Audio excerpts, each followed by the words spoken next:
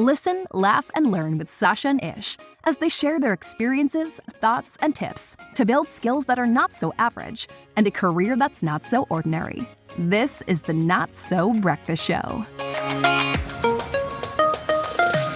All right, welcome to the Not So Breakfast Show today, and this is the one where we are talking about developing your personal brand, which seems like a great topic since we're a podcast around career development and leadership, and personal brand is a big part of both of those things because we need to unpack what do people say about you when you're not around, because that is part of your personal brand, and how do you play into your personal brand and develop it in a way that is serving you, or if you have some brand damage, how do we change that story? Let's talk about that today. And my co-host and the person that always helps me unpack these topics in the most insightful, informative ways, Sacha Coburn. How the hell are you? I am really pleased to be with you today. And I'm a little bit nervous about talking about this topic because I have an aversion to it. So it feels like a particularly modern phenomenon, this idea that you would have this personal brand. It's just so full of paradoxes for me because we're going to say things like the best way to build your personal brand is to just be yourself. Oh, not like that though. No, not that way of being yourself. And I kind of hark back to those earlier times when not many people were thinking about their personal brand, and yet it's an absolutely critical process to go to recognize that we are all building reputations all the time, whether we're deliberate about it or not. And that's part of the way I can get myself there on this particular topic, is it's not so much that I think, oh, everybody needs to build a personal brand. It's just that everybody is, whether they're trying to or not. Yeah. So it's just that we now have some language around it. And so our encouragement to each other and to people we talk to is just be conscious about it. Be conscious of how people perceive you, and is that how you want to be perceived? How are you selling yourself, selling your services, selling what you do? How well do you know what makes you different? So I think those are all really valuable and worthy questions that are important, even as my insides do a little bit of personal brand. I feel like an influencer. Does that make sense? It totally does. And I think that the terminology is right for the business world of today. I think in the past we would have called it reputation. Right. So build a reputation that you can be proud of. Build a reputation that your company will be known for. And you think back to those books like Kevin Roberts, like Love Marks. They were talking about branding, right? What is that love mark, that brand that your company has, and a reputation? But in today's environment, we are a brand because we are everywhere. It's not like I meet you once and I hear your reputation and maybe I read your book one day.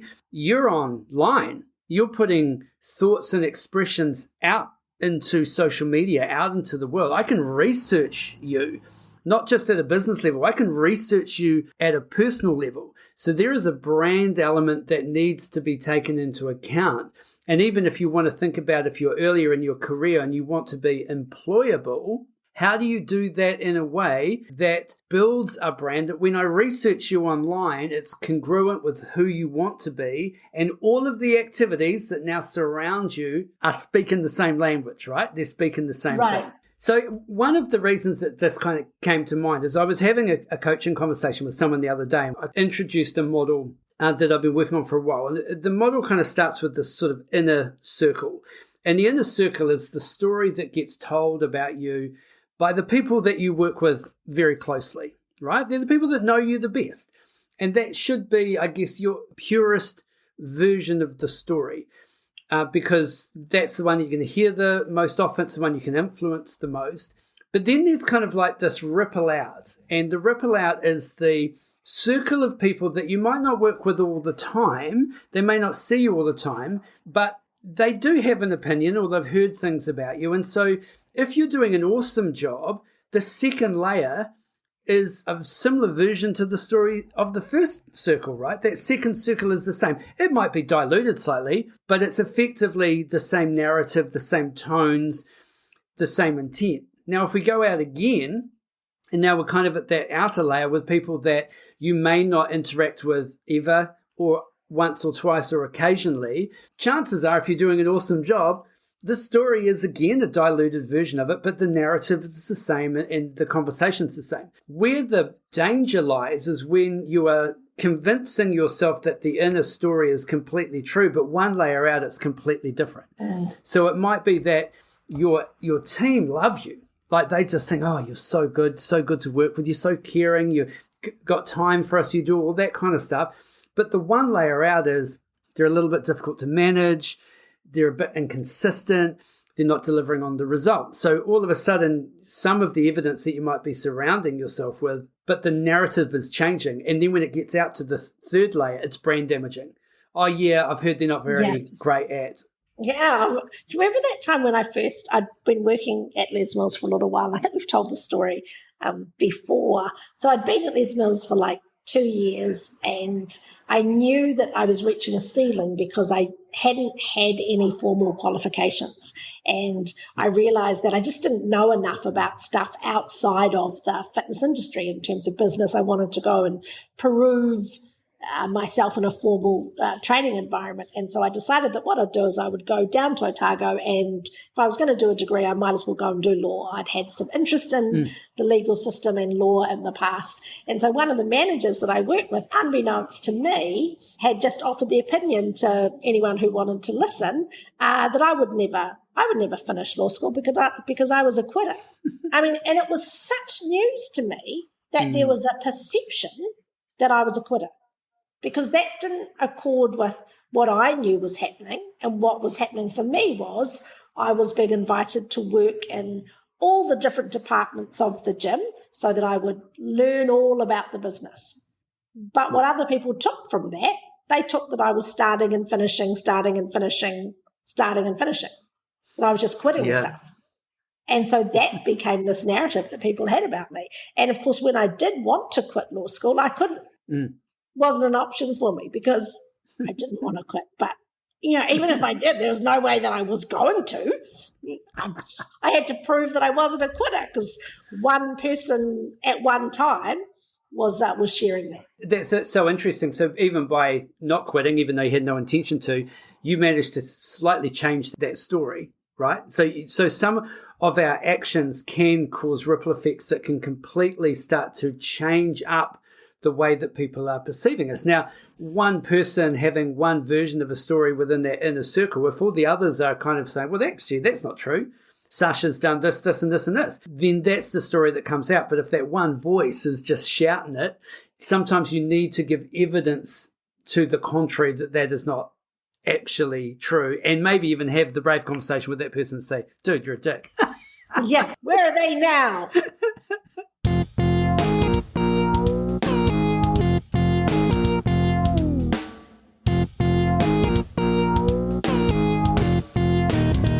I remember being asked to join a discussion for a manager in the past because what was happening is in their performance review, they had rated themselves as masterful in all these skills and had said that they just work hard all the time. And it basically built the story around the fact that they're working hard. But their KPIs and their goals and everything hadn't been achieved. And the manager of this person at the time was having trouble with trying to navigate that because this person just didn't want to listen. And so they said, look, can you come down and just join me in the conversation? I was like, yeah, happy to do that. And as I was listening to this person, I realized that in their mind, their belief that they had completely told themselves the story that they now believed was that they were working really, really hard. And so I kind of in that moment agreed with them. I said, look, I actually do think you are working hard.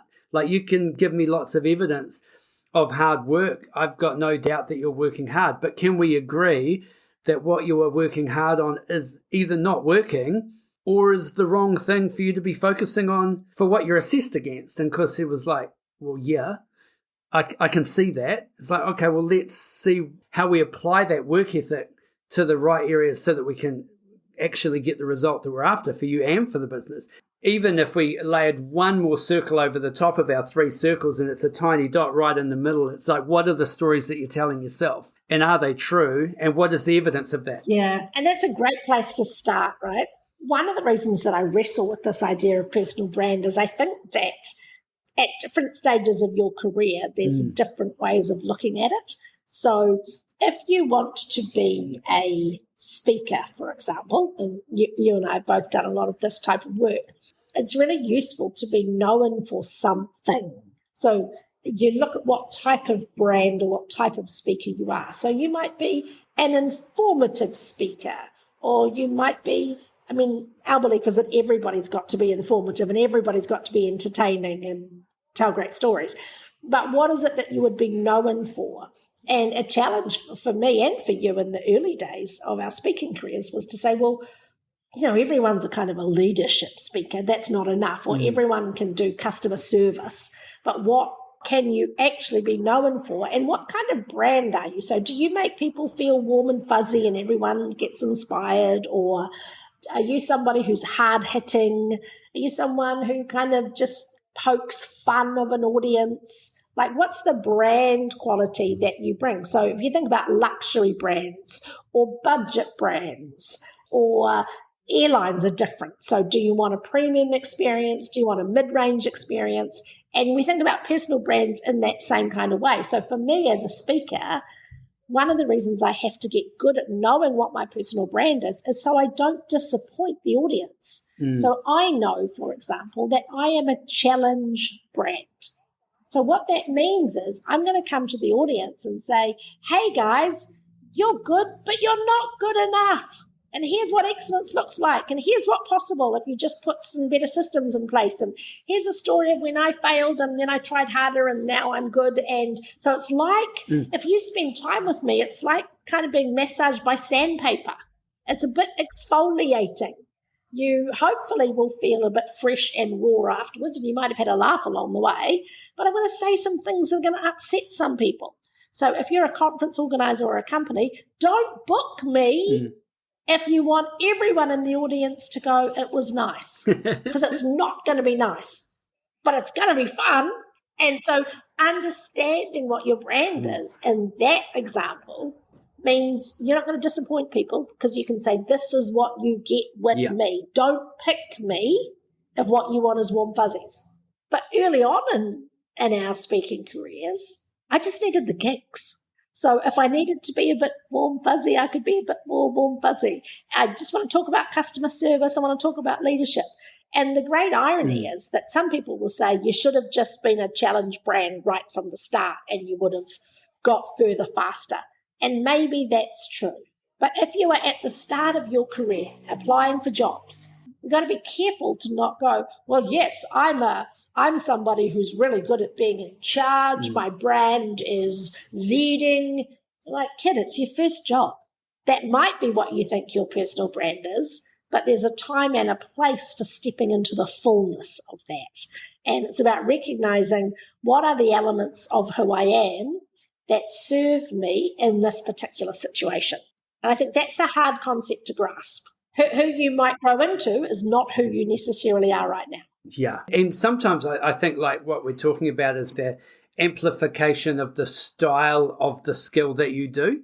So as part of your brand, you are a great speaker. As part of your personal brand, you've learned to be a challenger within that speaker space. But the skill is the skill, right? You are a great speaker. It's not like you went, well, I'll be a great speaker if I had that job because I like that job.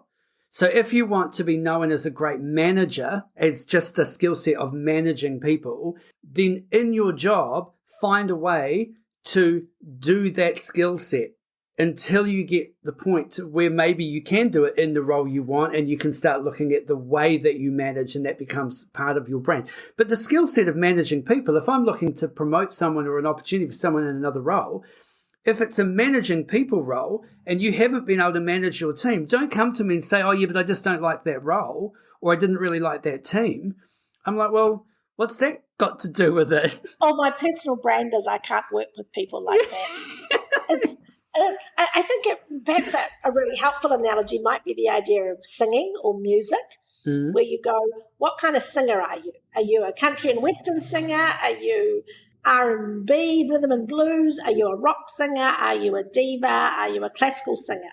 The price of entry to all of those personal brand categories is being able to sing. Yeah. So get good at the singing and then worry about what type of singer you are. Now, obviously, as you're getting better at the singing, those personal and preferences come out. But don't mistake your personal brand to be a substitute for being able to do the skill that is required. I think that's what we're saying, yeah? Yeah, that's right. So maybe if we were given kind of tips around building personal brand. I think we are. I think that's what the podcast episode's about. We should do that. We should probably give some tips. Well, let's do maybe 3 tips from here then to kind of take all of that context and put it into some actions. But one is start to identify what your superpowers are. Like, what is your skill set? Like, I remember someone saying to me once, you think you're successful because you're good at fitness, but that's not the case. You're successful because you are applying a skill set and a certain tone of that skill set that just happens to be in fitness. If you weren't in fitness and you knew what the skill set was and your tone of that skill set, well, you could be successful in whatever you wanted to be in, because as long as the thing requires the superpower or the skill's the skill. Whether you enjoy it or not, that's then a choice. That's the idea of transferable skills, right? That you don't have to be industry defined. If you can lead in fitness, you can lead in health, you can lead in retail, you can lead in engineering, whatever. If we put you on a desert island, chances are you would end up being the person in charge. I know. If you were on a desert island, you're going to die because you don't eat fish. True. I would have to force myself to eat the fish every day. It's like... We'll be right back. If there was one skill that could double your income, advance your career, and increase your ability to influence, it is the skill of presenting. Whether it's on stage, in the boardroom, or at a job interview, the 30-minute presenter program will help take you to the next level. So check out our Instagram page, click the link in the bio, and get started on the 30-minute presenter program.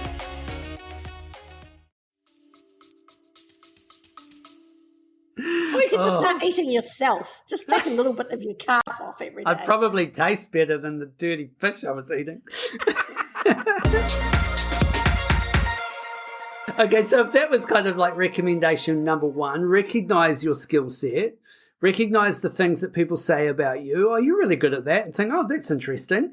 And then start to shape that up, because that is your part of your personal brand. Then start to build a brand present that is in line with that superpower. So this is where you might start to look at your Instagram, your LinkedIn, some of the other representations of you, your personality, your choices, your opinions that are out there. So if you are trying to be a role model and a leader, but then you're out partying every weekend and putting photos of yourself on Instagram, binge drinking and falling over, that may not be congruent with the version of yourself that you're trying to develop. There's a disconnect there. So the story of what you're trying to portray is different to the reality of how you're acting out. And that's where brand image can start. So you could also start to think about that online as what you share, what you teach, what content you choose to promote, what content you choose to create that's in line with where you want to be and congruent with who you are. And so this is where I start the wrestle, right?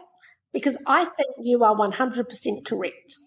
And I think what it does is people just start to then be inauthentic. Yeah. And as soon as you are inauthentic, you are no longer building a personal brand. You're just building a crock of shit lies about yourself that will inevitably cause you to be found out. Because if there's a disconnection between who you actually are and what you're actually into and what you put into the world, you'll come unstuck. And I kind of wrestle with this because on the one hand, I get put your best self out there into the world. Put your best self on social media. That is smart advice. And I think, why not just be your best self so you don't actually have to clean up what you are doing? So there's no incongruence between who you are in public versus who you are in private. So there's heaps of people I know that, for example, are selling life coaching courses and they're selling financial freedom. And I'm like, good for you. And I know they can't pay their bills.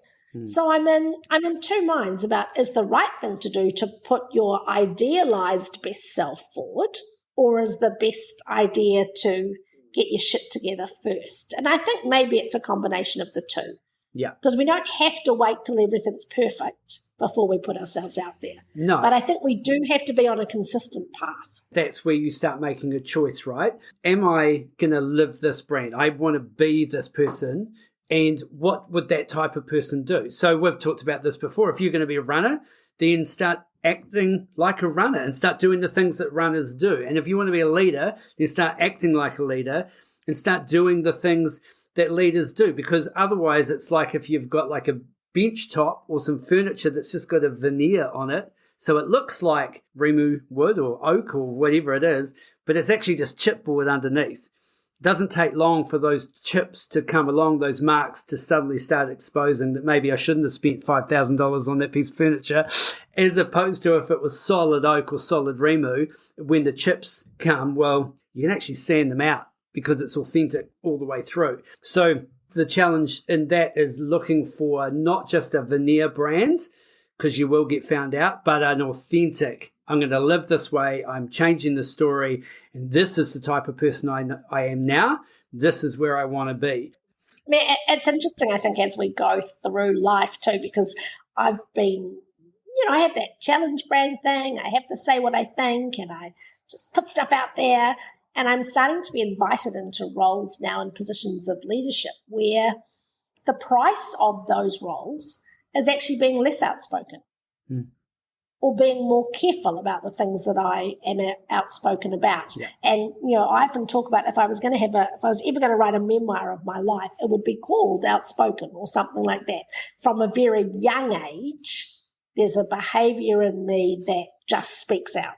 And so one of the things, and when you're doing a personal branding exercise and thinking about what is my personal brand, what do I stand for, is doing that lifeline or timeline exercise and go from when you were young to where you are now, what are the kind of behaviors or characteristics that you've exhibited? You can make a deliberate choice to move away from that, or you can say, actually, yeah, that's who I am, and that's part of the flavor of what I bring. But recognizing that it can have different formats and different forums depending on your age and stage, right? Yeah. I'm never going to stop being outspoken about things I care really deeply about, but I don't have to wade into every battle now because there is some knock-on effect into other organizations that I'm choosing to be a part of. Yeah. And that's where I think our personal development, and maybe if we were adding a third step in here, a personal development or a development of a skill set to give yourself more depth and range within a style or within a skill is important. Like if we think about challenge, well, challenge could just be aggressive and telling people they're doing things wrong. Now, that's one version of challenge, but challenge could also be really smart questions that just make people kind of go, actually, I hadn't thought about that. There's styles of challenge, but to be able to step in and out of those, you need to kind of explore the depth of that.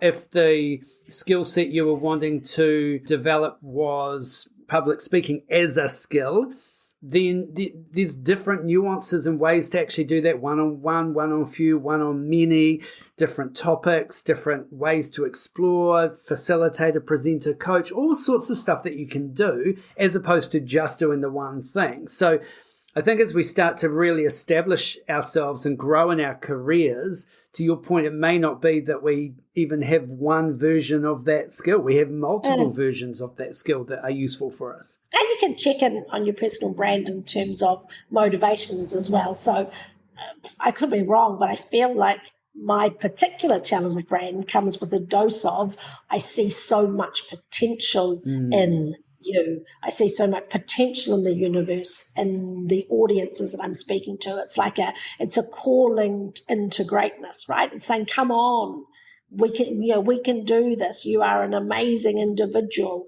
What would life be like if you asked a little more of yourself? It's not challenge that goes, you're a useless piece of shit, give up. It's not that. No. And that's why there's so many different types of people who can be on the same topic or brand, but just relate in different ways. Like you could wear the T-shirt that says, I'm Sacha, I'm not for everybody. Like you are a certain type of challenge and a certain type of brand. And yes, you've got the depth, but also it's like, don't waste my time. Like, we're either here to shift you or we're not. So, but then there's other people that are going to give you the more sugar-coated, coax along, and let's spend 10 hours unpacking that if that's what you want. It's still a challenge, but it could be different. And that's not to mock that. That's to say that is legitimate and worthy, and it's what some people need. But you won't get that from me. And so the opportunity for everybody is to say, okay, in my role, what am I known for? What do I want to be known for? Is there a disconnect between how I operate and what I want to be known for? So if you say, I would love people to say about me, I am, clearly this is not mine, but person A might be saying, I want to be known as disciplined, structured, and helpful. 3 things. My personal brand is disciplined, structured, helpful. Okay, so now review your last few weeks at work. Have you been disciplined, structured, and helpful? And if the answer to that is no, it's not to say, oh, you don't have a personal brand. You do. You have a brand that might be disorganized, unhelpful. My point is whether you're doing deliberately or not, you have one. So I think we should be deliberate about cultivating the type of habits and behaviours that lead to that brand that we want to be known for. What is that reputation that you want to be built?